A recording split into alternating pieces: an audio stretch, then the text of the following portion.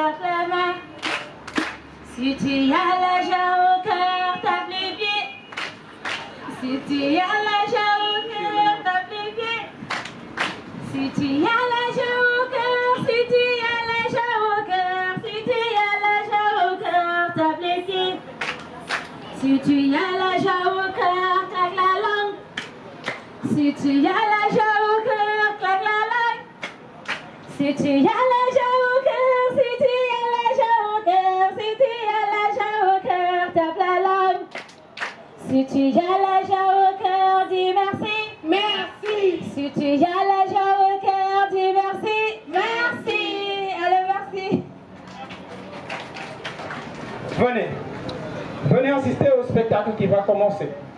De retour chez vous avec vos amis, jouez vos propres pièces et voyez ce que vous n'avez jamais pu voir.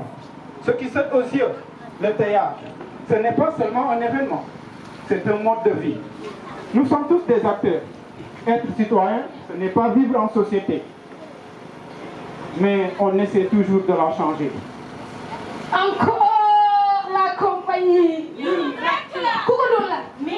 La compagnie. Nous, on sommes entre vous et nous. C'est une question de fidélité. Vous consommez du théâtre. Nous en produisons et distribuons. Du théâtre d'intervention ou de sensibilisation. Peu importe. L'essentiel, c'est du théâtre consommable.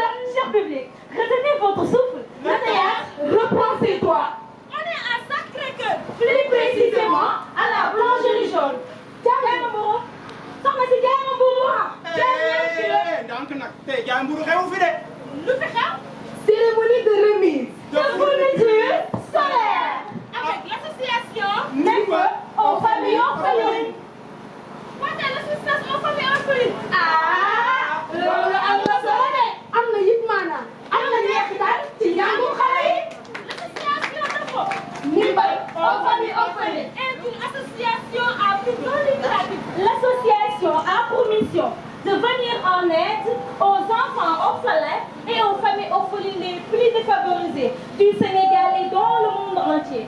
L'association compte 170 membres, composés d'hommes et de femmes, Animés par un engagement volontaire Rentrant dans le cadre du développement communautaire, dans le domaine de l'éducation, de la santé et de l'environnement.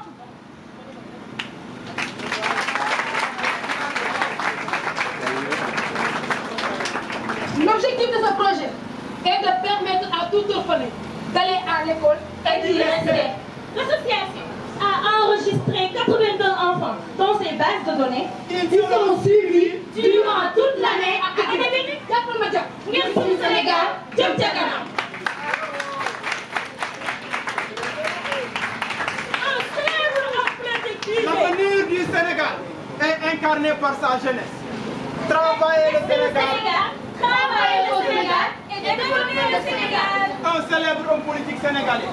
Je préfère l'engagement de la jeunesse de mon pays. Comme lien qui m'appartiendront de l'étranger. À l'association Défaut, Nimble aux familles orphelines. nous souhaitons que chacun de vous puisse lever la main de main pour dire j'ai fait pour mon pays. Et en faisant pour mon pays, je me suis fait moi-même. Avec l'association Nimble aux familles orphelines, c'est possible. Yes, we can. Merci. Jàngatu ànd ak coobare, gontu du xëy xëy ne. Yàlla bu ko jàngal xaalisoo, yar ko ci muñ ak tey. Solidarité. waaw ñu ngi ak le président ñoo ngi lay nuyu. waaw maa ngi leen di fay. ñu bëggoon xam rek tey li waral ndaje mi tey. tout d'abord ñu ngi leen di remercier ci seen teewaay di kontaan bu baax également ci journée bi tey parce que dafa nekk journée boo xamante ne dafa am importance ci ñun am importance également ci Sénégal parce que dañuy contribuer ci éducation jàppale xale yi nga xamante ne également ils sont dans des situations difficiles vulnérables même pour ñu mën jàngi incha allah ci mois d'octobre bi comme ñëpp loolu moo tax tey ñu ñëw fii ci 2 voies Sacré-Cœur yi pour def ay distribution excusez-moi des fournitures scolaires pour les enfants orphelins les plus démunis du Sénégal loolu moo waral tey ñu ñëw fii. bon association bi ñu ko mën nañu ko gisee di yëngatu ci wàllu social tey ndax tey fonds yi fan ngeen a jëlee fonds yi exactement. d'accord association bi mu ngi tudd NDFO Nimble aux familles orphelines lu ñu tax a jóg mooy jàppale jirim yi nga xamante ne seen situation demeewul noonu amuñ ku leen taxaw ci àdduna ñoom la ñuy jàppale di leen wutal ay fourniture di leen faj suñu feebaree di leen wutal ay bourses d'études tey nag comme ni ma ko waxee léegi nii ay fourniture lañ leen di wutal fonds yooyu fu ñu koy jëlee c'est très simple à expliquer parce que on est fort de 200 membres bu nekk am nga détermination am nga yéene am nga gëm-gëm également pour jàppale xale yi di jël sa xaalis di cotiser ci association bi pour mu am à part loolu également am nañ ay personnes de bonne volonté yi nga xamante ne ñu ngi jàpp association bi am nañ ay parrains ku ci mel ni monsieur Diène Faye ak professeur Daouda Ndiaye ñaar ñooñu ñu ngi nekk ay autorités yi nga xamante ne ak ay kilifa yi nga xamante ne ñu ngi ñuy topp du ñu jàppale ci suñuy activité les critères de sélection parce que bu ñu déggee seen wax da ngeen ne ay orphelins ngeen di dimbale critères yi naka ngeen di xamee wala da ngeen am ay ñu leen di représenter ci quartier pour mën a am xam nga les personnes concernées.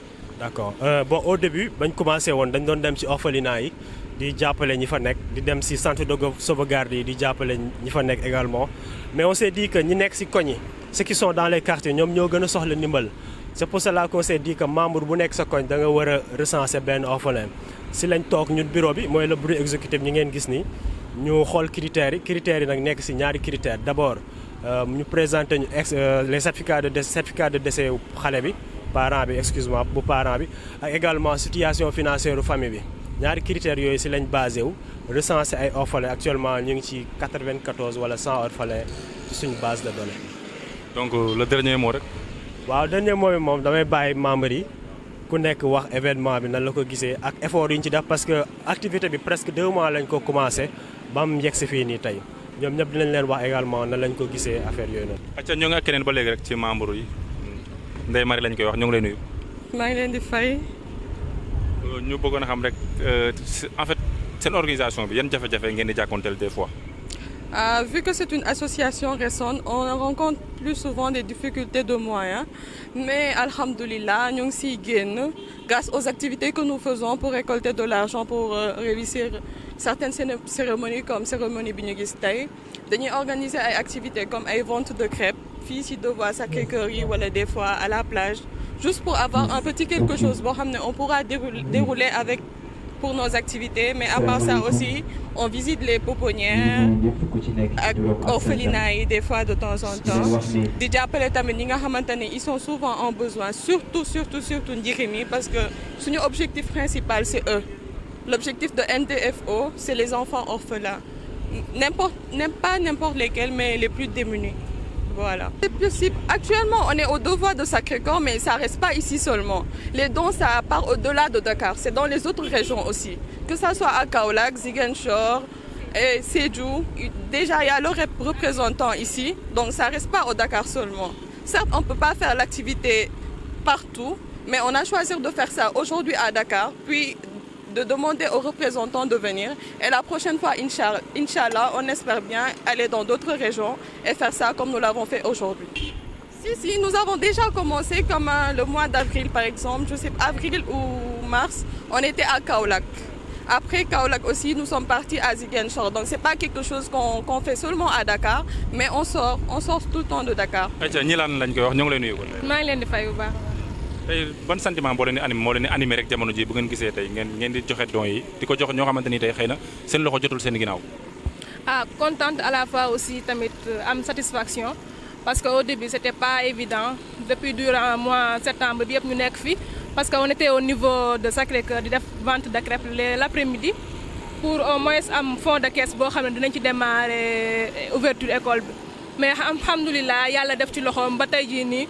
On a pu recenser 94 orphelins yoo xam ne instant bi ñoom ñëpp am nañ seen fourniture scolaire am sac et tout ça loolu lépp je peux dire que ci engagement membre yi ci la bokk mais aussi partenaire ak personne de bonne volonté yoo xam ne jàppale nañu ba tey jii nii ñu mën a taxaw fii tey mën a organiser journée bi satisfaire xale yi satisfaire parents yi tamit loolu satisfaction boobu kontaan rek nañ ci mën a def. est-ce que affaire bi dina am suivi ngeen mën a xam que ne ñi ngeen jëndal fourniture ñu ngi jàng ñu ngi dem à l'école ils sont assidus affaire yooyu noonu est-ce que tey dina am suivi. oui bien sûr affaire gi day am suivi parce que bu ñu demee ba ci biir cérémonie bi dinañ jël membre bu nekk ci NDFO ñu parrainé la benn xale parrainage boobu li ko tax a jóg mooy bu ñu demee ba digg année scolaire bi nga woo parent xale bi laaj ko fi njàng mi toll ndax mu ngi góorgóorlu école mais aussi ndax soxlawu yeneen fourniture amul beneen problème à l'école ak chaque trimestre wala chaque semestre bu jotee nga woote xool résultat école am jéem koo ñax mu jàng jéem koo pousser ba à la fin de l'année scolaire liñ ci bëgg ñun dinañ ci am satisfaction boobu loolu lañ ciy xaar daal incha allah. kon ban appel ngeen di lancer rek aux autorités étatiques ak les bonnes volontés. appel bi ñu lancé mooy que ni NDFO les portes sont ouvertes à tout le monde di ñaan ñëpp di tàllal tamit suñu loxo personne de bonne volonté yëpp ñëpp nañ ci xajal ñun social rek moo ñu tax a jug ku ñu jàppale ñu dem parce que ñun xale yi ñi nga xam ne seen loxo jotul seen ginnaaw ak ñi nga xam ne seen waajur dañoo làq ñooñu tax a jug kuñ ci mën a jàppale ba ñun ñu mën leen a jàppale tamit en retour ce serait bénéfique pour nous. ñoo ngi ak Abdoulaye Iba Faye rek représenté ki nga xamante ni tey si parrain yi la bokk waaye si ñuy soutenir NDFO si la bokk monsieur ñoo ngi lay nuyu. maa ngi leen di fay. ñu bëggoon xam rek tey ban sentiment moo leen di animé bu ngeen gisee ay jeunes yu jóg tey pour dimbale leen ñoo xamante ni tey ay personnes démunies lañ waaye tamit ay orphelins lañ. en fait ñun li ñu ciy indi mooy ñoom dañu fekk suñu terrain parce que ñun aussi dañu nekk ci social. bi ñu nekkee social ñoom ñu gis ni ñun lii la ñuy def ñoom aussi ils ont voulu se rapprocher de nous bi ñu jegante ñu waxtaan ñu xam ni ñoo bokk yoon surtout que ñoom couche vulnérable bu très vulnérable mooy orphelin la ñuy jël en charge donc ñu lëkkaloog ñoom ànd ak ñoom ñun sax duñu nii dañ leen di soutenir mais dañu ànd ci liggéey bi ñuy def NDFO ak action parce que action benn mouvement social la boo xam ne professeur Daouda Ndiaye moo ko mettre en place boo xam ne dimbali nit ñi la donc ñoom suñuy dimbali ay orphelins dañu fekk donc si suñu terrain donc dañu ànd ak ñoom. léegi est-ce que mën nañu xam rek tey yan moyens ngeen di jéem a def pour mën a venir en aide xale yi nga xamante ni tey dañ ñàkk seen waajur ak suivi bi tamit est-ce que dina am suivi. waaw professeur Daouda Ndiaye dafa nekk nit boo xam ni yàlla daf ko kattanal ci liggéeyam mu ci am ay revenu yooyu nee na moom dafa war a fay askan bi bor parce que askan bi moo ko jàppale ba mu am xëy na revenu yooyu donc revenu yooyu lay delloo ci askan bi léegi su ñu gisee ay jeunes yu déterminé nekk ci am pas-pasu jàppale ay nit ñun loolu dañuy sawar pour ànd ak ñoom te kenn ku ñu gis mu koy def au niveau national ñu ngi koy def ñun tamit donc ñu ngi jàppale ay nit au niveau national donc moyen bu ñu am pour bu jàppale ko nit ñi ñii yelloon nañ ko donc dañ si ànd ak ñoom moo gën a yomb. booy ñoo ngi lay nuyu. maa ngi leen di fay. naka ngeen gisee rek xale yi jël ndimbal bu toll nii di ko jox xale yi nga xamante ni tey dañoo ñàkk seen i waajur. waa xanaa ba ñu sant yàlla julli ci Seydina Muhammad sallallahu alayhi wa sallam mbégte ak kontaante rek lañ ci am ndax xale moom ku ko teral rek yàlla teral la te association bi ñoom comme ay volontaire la dañ koy def rek ci bénévolat dañ leen di ñaanal yàlla rek yal na leen yàlla jàppale seen association bi jëm ci kanam ci barke Seydina Muhammad. ndax tey à part ñoom tey am ngeen ñeneen ñu leen di dimbale si seen doom yi nga xamante ni tey dañ ñàkk seen i waajur. waaw man de wax dëgg neex yàlla bu dee dëgg rek moo neex yàlla pour la première fois ñu dimbale sama njaboot wax dëgg neex yàlla pour la première fois tey daal dimbale ñu ngi leen di dimbale. ñun de ñu ngi koy rafetlu bu baax a baax ñu ngi koy rafetlu ñun parents d'élèves yi ndax tey lii suñu ndimbal la ndax boo yoree benn ñaar ba ñett te tey ji gisuñu kenn tey sëy ñun ñu nekk ay jigéen di seen mère di daw di ñëw ci kër gi tey gis lii tey ñu def nii suñu élèves yi di wàññi ñu fourniture yeeg yooyu ak ndimbal gi taxawu leen ba année bi jeex dañ koy rafetlu bu baax a baax di ñaan yàlla dimbali leen yokk leen jëmale ko ca kaw ca kanam seen association bi te wax ne ñëpp nañ ci jàpp ndax réew mi suñ réew la te ñoo ko bokk te kuy dimbali rek xale ak njaboot ndax ëllëg ñooy màgg ndax xale yi buñ leen dimbalee tey bañ avance bañ dem ba réussir seeni étude tey mën nañoo dem ñoom itam taxawal association taxawaata leneen dimbali ñi beneen génération ndax génération par génération la mais ñu ngi ciy rafet lu baax di leen remercier di leen encourager bu baax a baax naa leen bonne continuation. loolu li ñu ko gisee moom lu baax la moom lu baax la macha allah moo tax ba ma ko yëgee moom xaw ma toogaay ma ne xaaral ma dem jàppale leen waaw loolu lu baax la macha allah xam naa yokkute rek laa ci gis moom waaw.